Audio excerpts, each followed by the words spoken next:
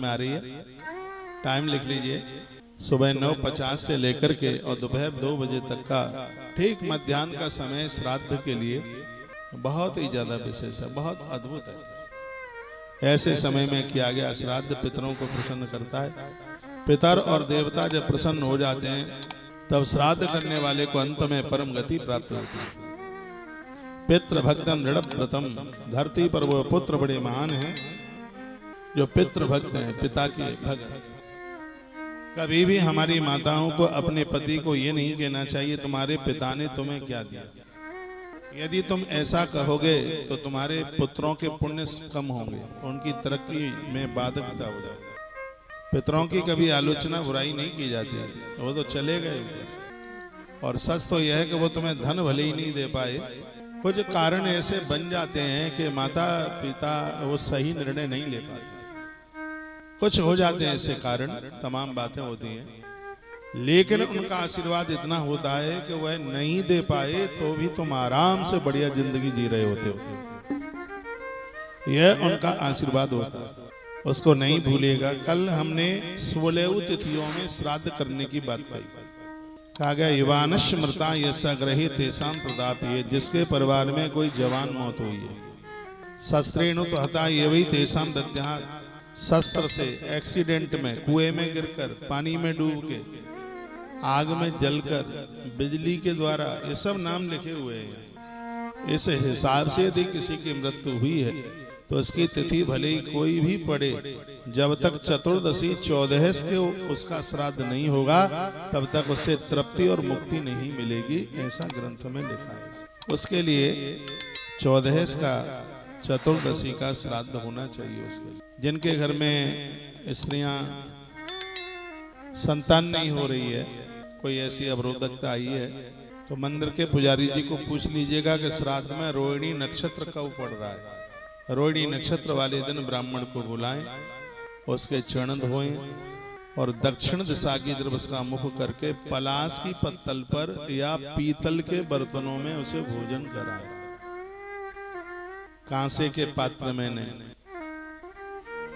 वर्ण ने या तो चांदी के बर्तन हो, क्योंकि चांदी में पितरों का वास होता है, पीतल में भी पितरों का वास है, तो या तो पीतल के बर्तन हो या रजत चांदी के बर्तन हो या पलाश की पत्तल।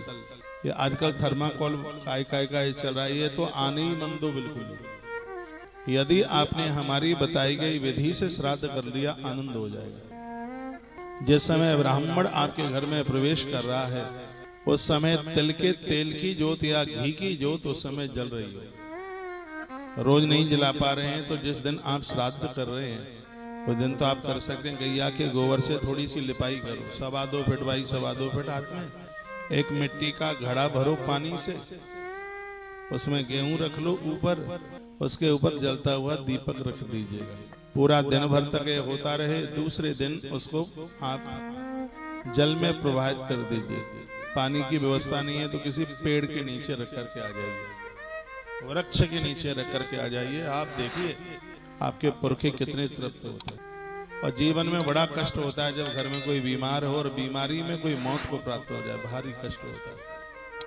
मेरे पास फोन आते हैं, युवा पिता थे महाराज जी, अभी 47 साल की उम्र थी, हम बच्चे तो सब अनाथ हो गए, क्या करें, बड़ी तकलीफ है। और ये मैं एक बार नहीं 100 बार कहूंगा, पितरों की तृप्ति से खानदान की आयु बढ़ती है, उम्र बढ़ती है, इसमें कोई असमंजस वाली बात नहीं है। मैं कहूंगा जैसे अब नवरात्रा में दुर्गा पूजन, कृष्ण जन्माष्टमी, राधाष्टमी और तमाम तरह की आप पूजा करते हैं, और ऐसे ही पितरों की पूजा होती है। साल से पहले यदि किसी के घर में गमी हो गई है, अपने आसपास मंदिरों में सूखा राशन दे दें, मंदिर के पुजारी जी के यहाँ ही भोजन बनवा करके जिमा दें, और वो कहीं कोई व्यवस्था नहीं है तो तुलसी वन आश्रम के नंबरों पर संपर्क करते हुए, हमारे नंबरों पर संपर्क करते हुए, और जिनकी तिथि है उनका नाम लिखा दीजिए और वह श्राद्ध आपका गया जी में हो जाएगा। मैं तो ये कहूंगा भले ही घर में ब्राह्मण जमा रहे हैं तो भी गया में ब्राह्मण इसलिए जमाओ क्योंकि गया जी का एक ब्राह्मण सहस्र गुना 1000 गुना है। घर पर 1000 ब्राह्मण जमाओगे, गया जी में 1 जमाओगे, उसका फल 1 बराबर है। गया जी का श्राद्ध अपने आप में अक्षय हो जाता है। तो संतान प्राप्ति के लिए अपत्य कामो रोहिण्याम सौम्य निजस्वता भवेत, इसका वर्णन है। इसका मतलब है रोहिणी नक्षत्र में आप ब्राह्मण को जमाते हैं श्राद्ध पक्ष में, इससे नारी का बांझपन खत्म होता है, घर में संतान का जन्म होता है।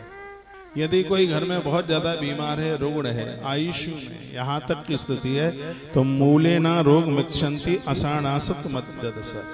तो यदि मूल नक्षत्र पड़ रहा है श्राद्ध में, तो मूल नक्षत्र में ब्राह्मण को बुला के भोजन कराइए, रोगी ठीक हो जाए।